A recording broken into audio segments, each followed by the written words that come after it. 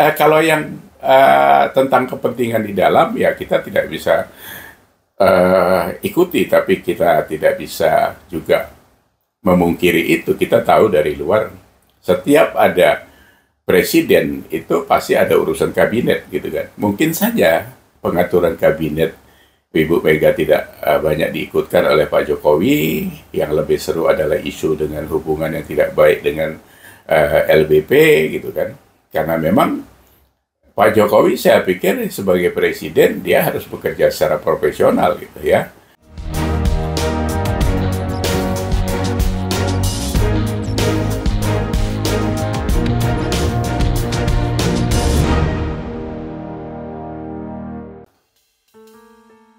Selamat pagi. Kita ternyata masih di prank sama Gibran nih. Kemarin kita baru bahas dia pulang kandang, nggak tahu sekarang mau ucul lagi keluar dari kandang.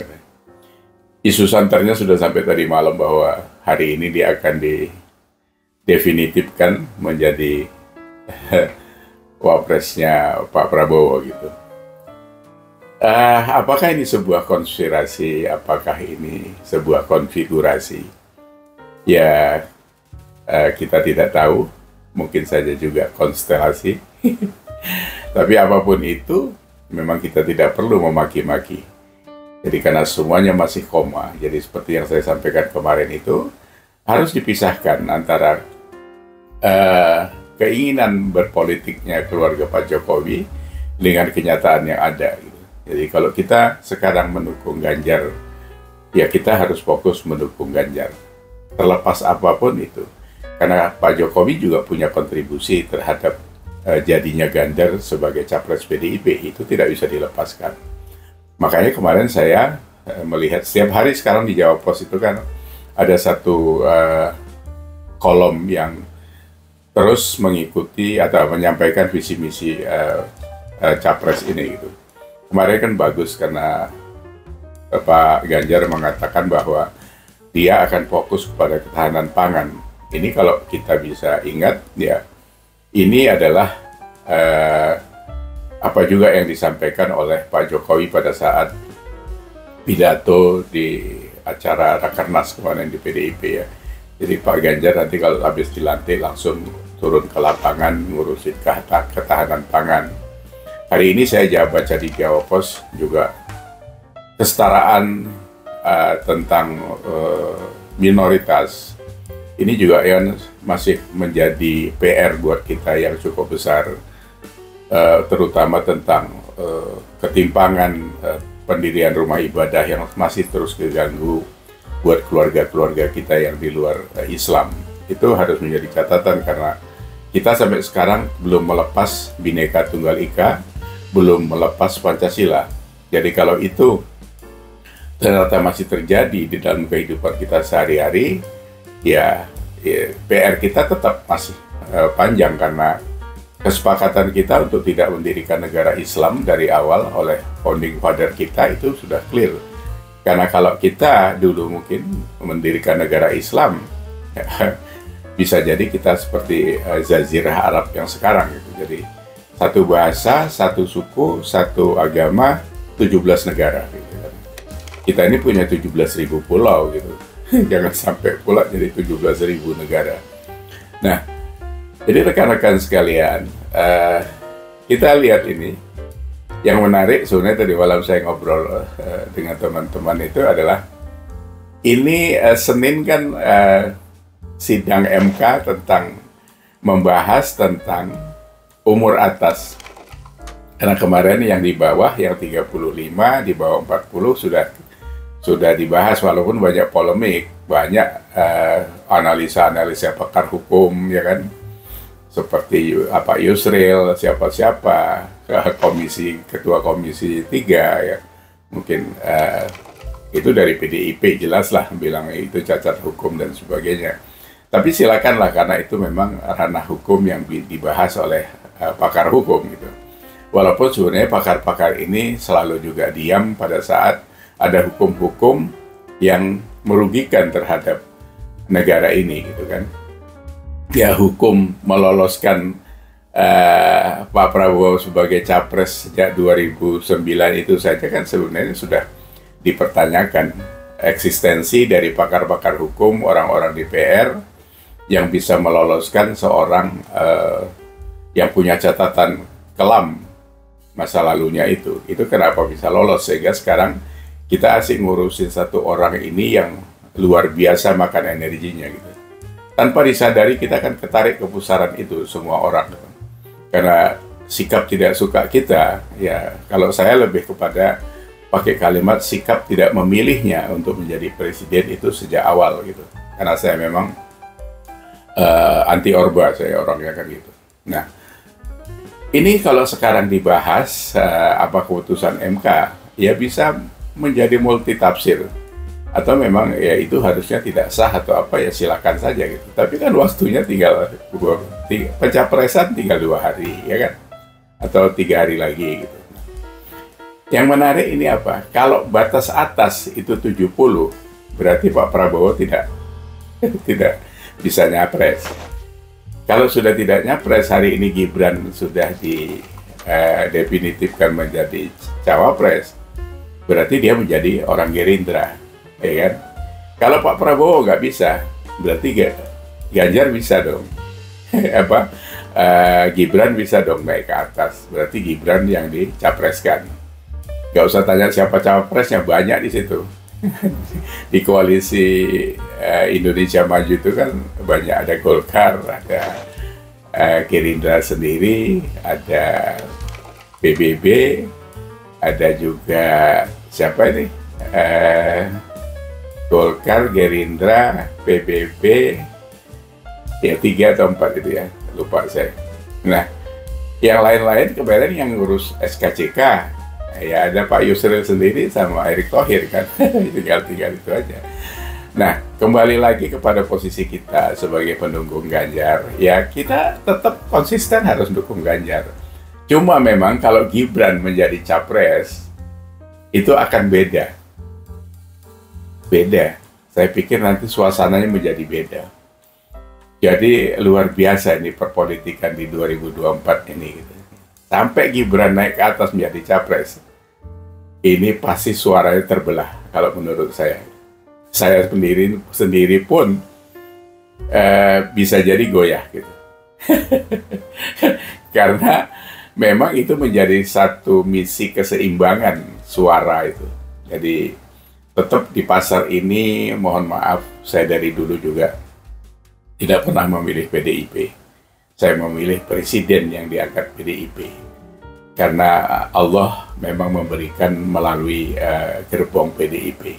Tahun ini pun saya memilih Ganjar, dan ditambah lagi oleh Pak Mahfud yang begitu lugas soal penegakan hukum yang saya harap bisa memberantas korupsi. Itu adalah sosok. Kalau PDIP dari dulu saya tidak suka, karena memang saya anggap PDIP adalah partai yang saya quote and quote agak arogan. Makanya saya protes keras terhadap kalimat petugas partai yang selalu digaungkan oleh Ibu Megawati. Karena itu konotasinya jelek sekali terhadap Presiden Republik Indonesia. Saya terus terang pendukung Jokowi yang militan, ya. Jadi sejak Pak Jokowi 2015 ikut Rakornas kalau tidak salah di Bali, waktu itu dia sudah jadi presiden, tapi tidak dikasih podium untuk bicara sebagai Presiden Republik Indonesia di dalam forum, walaupun itu internal PDIP. Dari sana saya sudah merasa ini something, saya pikir. Jadi tidak dihargai mungkin karena dianggap ketua umum partai lebih tinggi dari kedudukan presiden yang diangkat dari partainya gitu. Nah ini jangan sampai terjadi lagi nanti kalau Ganjar menang, keadaannya seperti ini. Kalau yang tentang kepentingan di dalam, ya kita tidak bisa ikuti, tapi kita tidak bisa juga memungkiri itu. Kita tahu dari luar, setiap ada presiden itu pasti ada urusan kabinet gitu kan. Mungkin saja pengaturan kabinet Ibu Mega tidak banyak diikutkan oleh Pak Jokowi. Yang lebih seru adalah isu dengan hubungan yang tidak baik dengan LBP gitu kan. Karena memang Pak Jokowi saya pikir sebagai presiden dia harus bekerja secara profesional gitu ya. soal jual beli, apa bukan jual beli, imbal jasa tentang kabinet dengan menteri dari ini dari itu, Pak Jokowi tetap pakai dari Nasdem 3 dikasih, sekarang 2 kena jadi koruptor gitu. Dari PDIP ada berapa saya tidak hafal, tapi yang pasti 16 itu profesional, itu saya tahu. Karena bekerjanya kabinet itu memang dibutuhkan orang-orang tertentu yang bisa bekerja, bukan cuma bisa berpartai, ya. Karena kalau partai mungkin konon ya harus ada setoran dan sebagainya, itu kan sudah rahasia umum gitu. Semua udah tahu, mau jadi anggota DPR aja nyetor berapa dan sebagainya. Itu ya urusan kalian lah, urusan kepartaian gitu. Kalau kami ini urusannya adalah siapa presiden yang terbaik untuk bisa menjaga Indonesia, melanjutkan perjuangan ini. Jadi sekarang pilihan kita kepada Pak Ganjar, apalagi dipasangkan dengan Pak Mahfud, ini klop banget gitu. Yang satu pengalaman di pemerintahan, begitu bagusnya Jawa Tengah itu, yang satu pendekar hukum. Mudah-mudahan ini pasangan yang paling the best couple sepanjang sejarah Republik Indonesia ini. Karena dari sejak Soekarno juga pecah juga sama Hatta. Kalau Soeharto nggak ada yang berani pecah, yang mundur cuma Hamengkubuwono ke-9 kalau tidak salah saya. Yang lain kan harus ikut aja sama Soeharto. Siapa yang berani ngelawan sama dia? Ditunjuk jadi wapresnya aja sudah luar biasa gitu. Kalau Gus Dur kemarin ya Habibie tidak sempat, Gus Dur dengan Megawati kebetulan menggantikan Gus Dur, SBY ya begitulah ya, ada JK, ada Budiono. Kalau sekarang Jokowi juga pernah sama JK, terus sekarang dengan Yai Ma'ruf, habis ini Ganjar.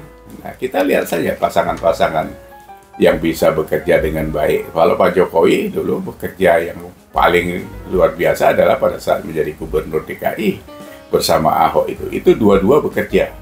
Itu yang paling bagus. Jadi tidak ada istilah ban serap. Mudah-mudahan Pak Ganjar nanti seperti itu. Jangan pula Pak Mahfud dijadiin ban serap. Sayang, itu bannya, waduh, benang apa ini, bunganya masih baru. Ya, jadi jangan dianggap ban serap yang cuma udah kelihatan benang. Itu orang punya prinsip, orang punya integritas gitu. Jadi jangan dicoba-coba untuk dimain-mainkan sebagai petugas partai saja gitu. Ini peringatan buat PDIP lah, bukan kita.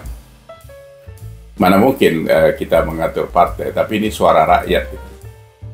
Kalian dengar, saya kan pernah ketemu Mas Hasto, saya bilang, Mas Hasto, ini sebenarnya yang jelas itu adalah kalau internal PDIP, silakan saja menyebut itu apakah itu kacung partai atau itu office boy-nya partai atau pesuruhnya partai, silakan saja. Tapi begitu dia menjadi presiden, undang-undang yang berlaku terhadap sosok itu adalah undang-undang kepresidenan, pengawalan segala macam itu sudah itu, karena dia dia harus memenuhi tanggung jawabnya sebagai presiden. Ya kan, Pak Jokowi kan pernah nulis di Papua itu yang 10 poin untuk Indonesia 2015 sampai 2085. Itu luar biasa isinya itu. Dari mulai kebangsaan, kebudayaan, pendidikan, ketahanan pangan sampai kepada Indonesia bisa diharapkan menjadi trigger atau menjadi bagian daripada perkembangan dunia. Itu cita-cita yang sangat mulia. Semoga itu bisa diteruskan oleh Pak Ganjar dan siapa saja nanti seterusnya anak-anak muda ini sampai 2045. Di 2045 saja masih ada sisa 40 tahun lagi ke depannya, karena dia di situ menulis untuk 2015 sampai 2085. Jadi begitu, kita ini kan berandai-andai saja. Jadi ngobrol di medsos seperti ini bukan sebagai pakar, sebagai orang yang kebetulan punya medsos itu aja ya. Jadi nggak usah terlalu besar kepala kita semuanya, nggak usah sok ngajarin keluarga Jokowi, nggak usah marah-marah, nggak ada kepentingannya ke sana. Itu kepentingan keluarga, ya biar ke keluarga. Kita yang kita pentingkan adalah penerus pemimpin untuk Indonesia gitu. Jadi supaya porsi kita jelas gitu. proporsional kalau ngomong. Kalau saya tetap ngomongnya tetap untuk keseimbangan. Pak Jokowi sangat saya hormati, itu luar biasa. Jadi saya punya punya angan-angan kalau sudah lengser pulang ke Solo, saya pengen sowan ke sana untuk mengucapkan terima kasih sebagai rakyat yang pernah dibuatnya bahagia dan luar biasa. Demikian juga untuk Pak Ganjar, semoga nanti dia dalam kepemimpinannya sebagai presiden kalau dia terpilih itu akan sama seperti Pak Joko Widodo, ya, karena dia adalah pengganti Joko Widodo. Demikian obrolan kita pagi ini, semoga kita terus dilingkupi oleh kebaikan untuk Indonesia, karena negara ini adalah negara besar yang tidak bisa dikelola oleh omong besar saja, ya. Sampai ketemu lagi, semoga kita terus diberi kesehatan, diberi pikiran yang tidak menyesatkan. Ya. Sampai ketemu, terima kasih sudah ngobrol di Respon. See you.